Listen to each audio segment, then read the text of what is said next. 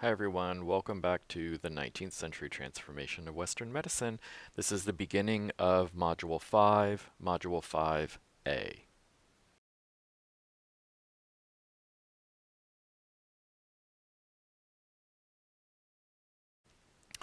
In this module, we'll be discussing the German scientist Robert Koch, who lived from 1843 to 1910. We'll also be discussing the disease tuberculosis, which was the most deadly disease of the 19th century. When we think of Louis Pasteur, who we discussed in the last module, we think of the breadth of his imagination and his scientific vision. But when we think of Koch, we think of his scientific rigor and his detailed techniques of microbiology.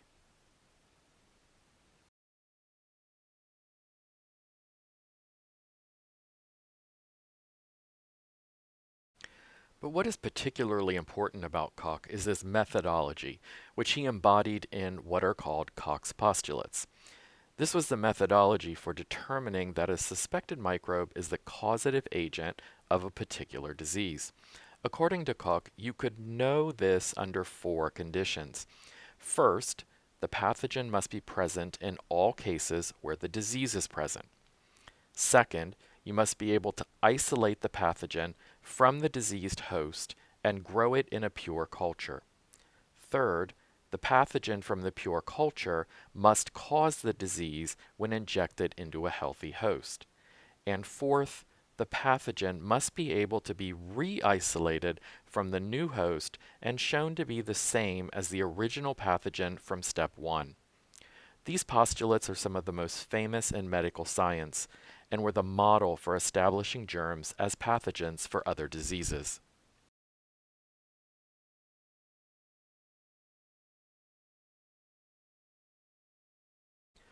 Koch's microscopy had a number of immediate implications. His staining raised the idea that if you could stain a microbe, you could perform reliable differential diagnosis, and therefore a more properly based nosology. In other words, you could absolutely say that a person had a specific disease because you could isolate it in a petri dish.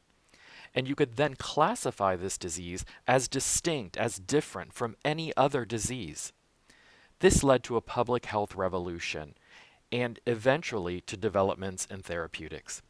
It furthered the ideas of public health and sanitary improvements, and it irrefutably proved the truth of contagionism over anti-contagionism. Miasma theory was dead.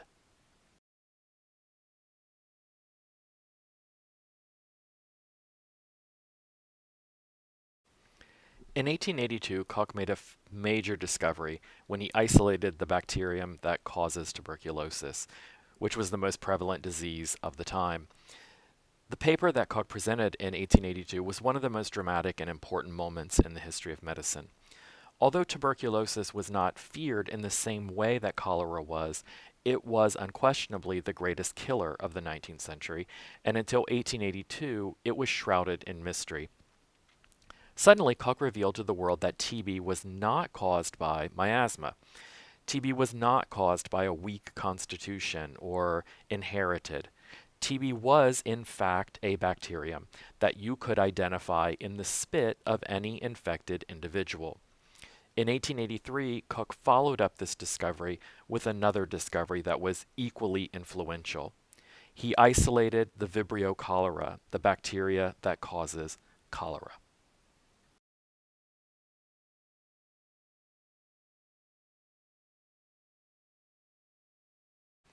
So by 1883, Koch had discovered and demonstrated the role of pathogens for the most prevalent and the most feared diseases of the 19th century, TB and cholera. This marked, as I said, the definitive triumph of contagionism and the death of anti-contagionism and the miasmatic theory. The 1880s and 1890s were a golden age of microbiology, with the pathogens being discovered for a whole range of other diseases, such as gonorrhea, bubonic plague, dysentery, tetanus, the common bacteria of wound infections, staph infections, and others.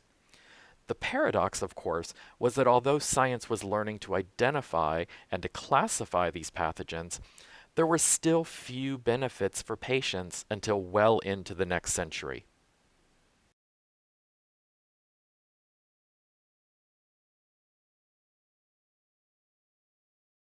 So let's look more closely at the Mycobacterium tuberculosis, which was discovered by Koch in 1882. Tuberculosis is primarily a pulmonary or lung infection, and its dominant mode of transmission is through the air. In other words, a sufferer from tuberculosis will say cough or sneeze or spit and give off airborne droplets, which are then inhaled by other people. Now, a primary infection in most people who come into contact with Mycobacterium tuberculosis does not lead to symptoms. It usually heals. The bacteria will lodge itself in the tissue of the lungs and then build a little wall around itself, forming what is called a tubercle. These tubercles, in many people, just lie dormant and don't cause any medical issue.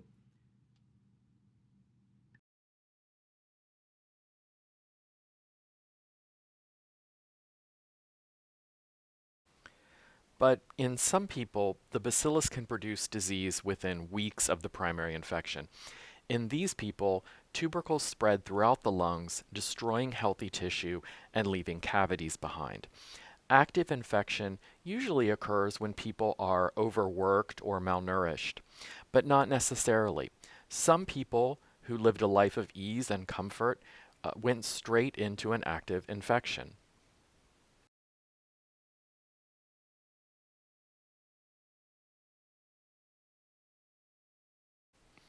So, in the people who develop an active case of tuberculosis, what are the symptoms?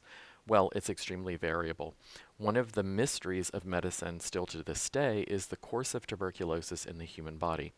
Tuberculosis can be fulminant or extremely deadly and lead to death in a matter of months. At the time, in the 19th century, early 19th century, this was often referred to as galloping consumption. Today, we refer to this as miliary tuberculosis. Alternatively, there can be an onset of symptoms that is followed by recovery or remission, and then a relapse. And these relapses and symptoms can go back and forth. So instead of leading to an early death, tuberculosis can be a long chronic illness, often punctuated by prolonged remissions, mysterious relapses. But it's important to remember that regardless of how the tuberculosis develops in the person or how long it takes uh, to uh, to kill the person, 80% of the cases are fatal.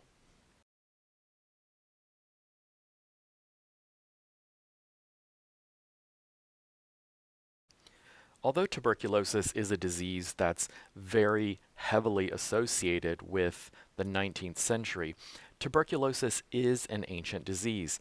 And we know this because we have skeletons of mummies from ancient Egypt that show evidence of tuberculosis. We know that the disease was present in ancient Greece and in Rome. Hippocrates and Galen uh, clearly described the disease, which at that time was called phthisis. Um, so we're not dealing with a new disease like cholera was in the 19th century to Europeans and Americans. TB is a very ancient disease. So if TB has been with us for so long, why did it all of a sudden reemerge as a major killer in the 19th century?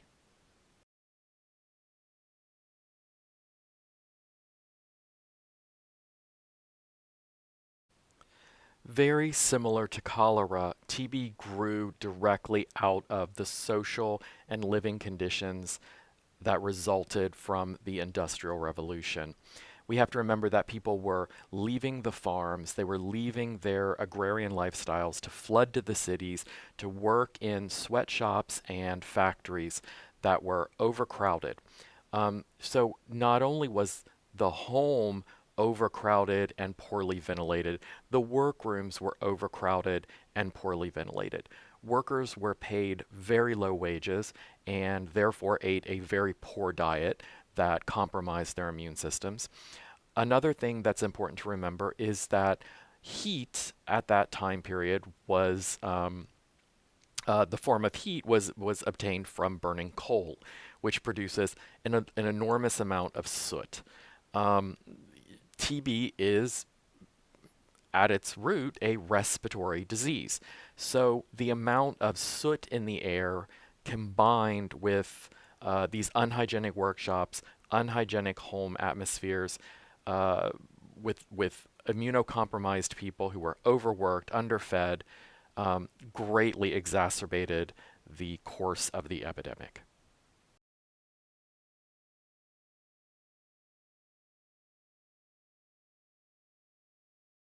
So it's not by chance that England, as the first industrialized nation in the world, experienced an epidemic wave that crested first in the middle of the 18th century to the middle of the 19th century.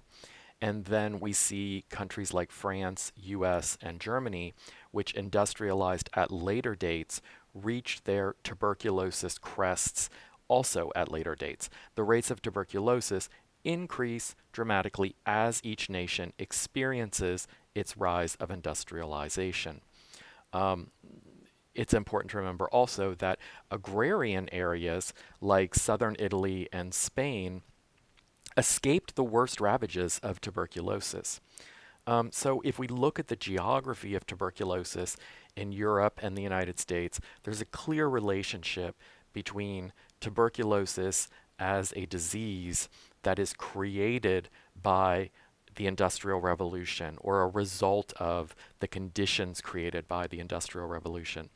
So tuberculosis was a major killer, in fact, the number one killer in northern industrialized nations like Great Britain, Germany, France, and the United States, but less prevalent in less industrial and largely agricultural nations like Italy and Spain.